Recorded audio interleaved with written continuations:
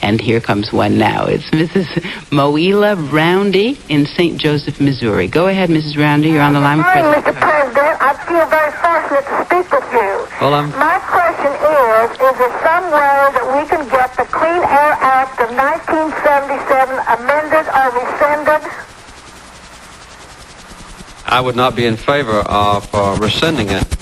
But they have it amended. The EPA has become such a monster, and it's costing us and wasting so much of our energy unnecessarily.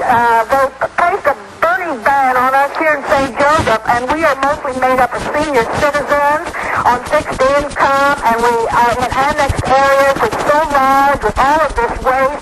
We can't afford to buy bags, pay the minimum wage to have it cut up, and pay to have it hauled off to these landfills, which pollute much worse our soil and our water tables. It's causing an awful hardship on us here in St. Joseph, and we're fighting. We have over 8,000 signatures to try to get this amended. I don't know which particular provision of the law you refer to, but I think in general the environmental laws are very important. Well, our air is in fact dirty. It comes from agriculture and from the state of Kansas and the two Kansas cities and the airports. And our burning of our leaves and yard waste and garden waste, seasonal, will not add to this pollution. I understand. Sometimes when a city has a very high air pollution to begin with, because of many factors, including factories and automobiles and so forth. Mrs. Roundy. They seem to think burning yard waste, but the monitors were inaccurate. We found that out. So we're trying to get another way of monitoring our air. I understand. I know in Atlanta, when I was living there as governor, the air pollution got very high, and everybody was encouraged to take their yard waste, for instance, fallen leaves and branches and things of that kind, and make mulch out of them, which is a very nice thing that all farmers have done since I've been a farmer, and then use that mulch for fertilizer. It solves the problem of excessive burning and air pollution, and also gives you a very valuable product at the end. That's true. I do some of that, but these people who have 5 to 40 acres and are senior citizens, they just can't do these things, and it's going to take all of our money for our heating bills. Now, Mr. President, last year my heating bill was $183 to $235 per month. Yes. And that was less than half the price it is today, even though I set my thermostat at 65 and 55. So this is going to exceed the income of these senior citizens. And what will they do for taxes, food, and other utility bills? That's a very good question and a different question. I think that obviously the two... I think it ties in, Mr. President, because we'll be using all this extra oil to buy bags, this extra oil to transport our garden waste to these landfills, and I think that's unnecessary when we could burn them. Let me answer your question.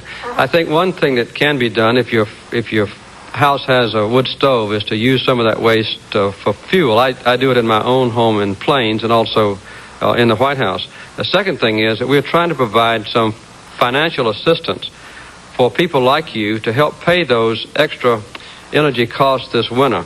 I've just sent to the Congress this week, for instance, a request for $1.2 billion to be added to $400 million we already have to help pay those high costs. And I'm also asking the Congress to set aside about $2.5 billion every year for the next 10 years to give people some help on the very high energy bills. You have put your finger, however, on the best way to start solving the question, and that is to save the amount of energy that we have been wasting in the past. What we must do is to save, yes. I think all three of those things are important: to save energy to start with, to use fuels that are available to us, like wood in your case, and for us to help with some financial help, which will be coming to you later on this morning. I'm a commission member on aging in this area and in the city, too. And these problems come to me all the time. We must do something for our senior citizens. And they say that our rights, our human rights, and all being taken away from us due to this EPA monster. And I agree. Mrs. Roundy, thank you so much for joining us and participating in this program today. Our next caller, Mr. President, is in Springfield, Alabama. It's Lou Wyndham. Mr. Wyndham, go ahead, please. Mr. President. Good morning, Lou. We're in the petroleum business here in an area of the country that I'm sure you're familiar with. We own two LP gas companies and supply these rural people with propane for heating. At the same time, we're in the oil jobbing business. We find it extremely hard to explain to our customers why every time they buy a petroleum product that it is higher. Now, we cannot see any evidence that the Department of Energy is doing anything.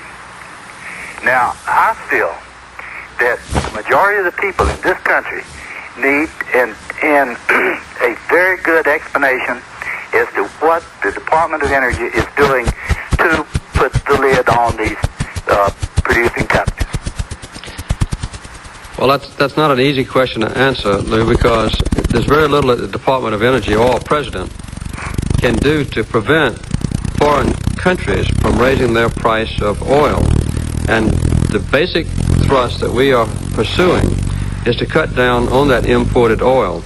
As you know, this past month, the rate of increase of energy was more than 100% per year on an annual basis. And as I said earlier, about 4% of our inflation rate is derived directly from energy cost. This is a very serious matter, and I think you've noticed, if you've listened to this call-in show, how many people have raised this same question. Yes. We are concerned about home heating oil in the Northeast, but I think many people forget that in the area where you live and where I live, that the isolated farm families and families in small towns also have to heat their homes, and most of them do use propane. And the cost of propane is derived from natural gas prices and goes up also along with oil and coal and everything else. I can't give you any easy answer. There's no reason for me to sit here in the Oval Office and try to mislead the American people. There are only three ways that we can deal with this question. One is to use as little energy as possible through conservation, savings. Second, to use more of the energy that we produce in our own country than we have been doing in the past. And third, provide federal and other assistance for the low-income families to make sure that they do have enough fuel to heat their homes and to cook with and so forth, and also so that they can have enough money to pay those bills. But there's no way that I can mislead you. The prices are high now. They're going to get higher in the future than they are already. And unless our nation unites itself and deals with this very serious threat, we're going to be worse off in the future than we have in the past. I inherited this problem. I'm not complaining about it. But it has been an extremely difficult thing to get the Congress to pass any legislation on this issue because it's so controversial. We have still not passed a single line of legislation in the Congress dealing with oil. This year we have a very good prospect of finally getting those laws on the book, which will help you and me and all your customers and people like them throughout the country. It's been slow in coming, but we are now making some progress. It's not really fair to blame the Department of Energy because they don't have the authority to control energy prices charged by foreign countries. We've just got to do what I've just told you is the best way to deal with this problem.